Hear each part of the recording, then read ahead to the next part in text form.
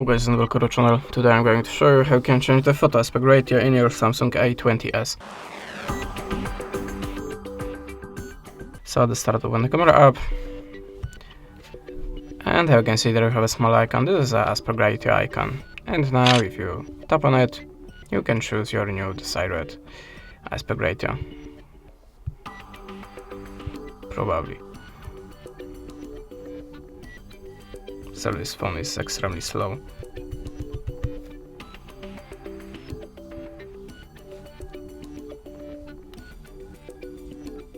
Okay, now it's good. So there is a full one, 1:1,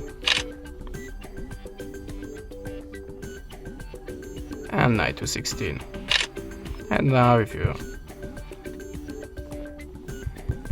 open the gallery, you shall see the difference between the aspect ratios of these photos. That's it. Thanks for the watching. Leave us a subscribe, a comment, and goodbye.